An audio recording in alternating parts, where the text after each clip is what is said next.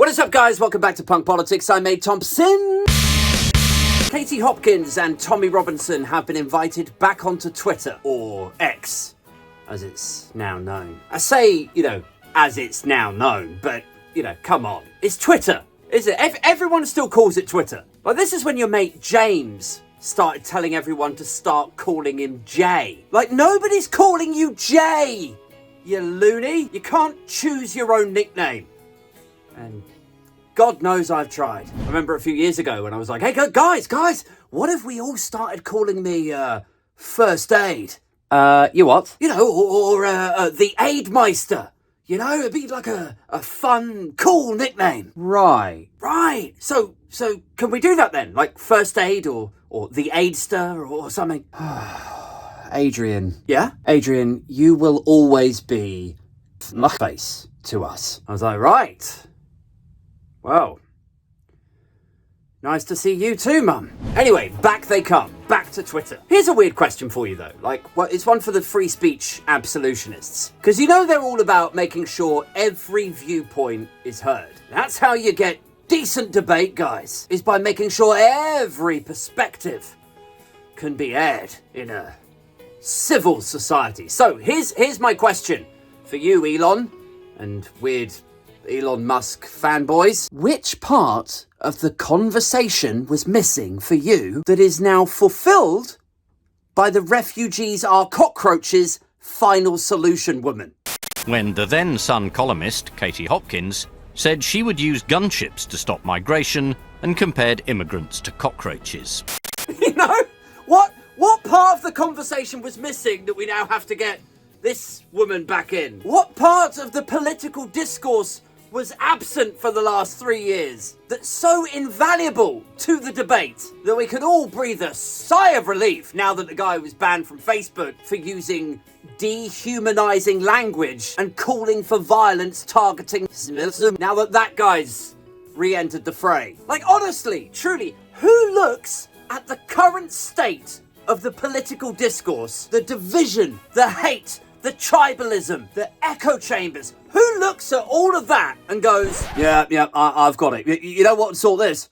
Let's give the flag nonsense something to anger Jack too. Let's turn X, ostensibly, into Eva Braunhub. In a pinned tweet yesterday, Hopkins said, thank you, Elon Musk, and thank you to all the Twitter family who have brought Tommy and I back to X. Know this, you are not alone. We are many, and we are stronger together. The fight back for your freedom is on. So that's nice, isn't it? You are not alone. We are many, and we are stronger together. And the fight back is on. Like, I read that stuff, I was like, well, certainly seems like she's calmed down after 3 years in the wilderness. Like, I don't know where she's been, who she's been with, or what she's been up to, but I can almost guarantee she hasn't spent that time doing self-reflection in a Buddhist retreat.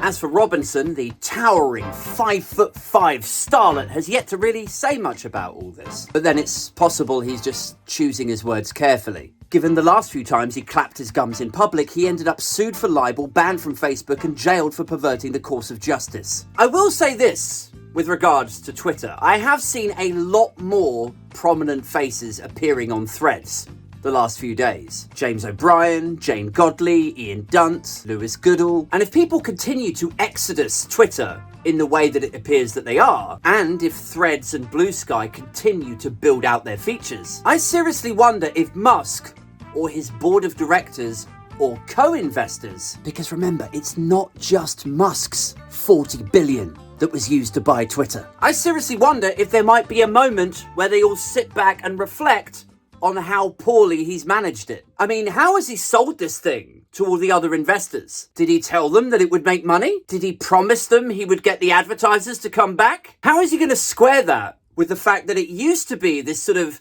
news as it happens Ferris wheel of real-time information with the fact that now it's a sort of monetized hate machine and one that's quickly descending into a racist theme park? And a racist theme park that could feasibly be booted off the App Store in a matter of weeks. Is it possible that when the other investors all round on him, that Elon Musk could be the first billionaire to be fired from his own business? Or do you think, like I do, that when faced with the options of accepting, nay, realizing that his colossal arrogance and ignorant promises may have caused him some problems, like that is option one. You can accept that, hold your hands up and go, all right, okay, I might have messed this up. Faced with that option, or blaming it all on Apple and Facebook and it's all a big woke conspiracy. But do you agree with me that he's going to go that route, isn't he? And let's be real, just for a second. Having the head honcho of Twitter bow out in a haze of lies and misinformation, what could be more appropriate?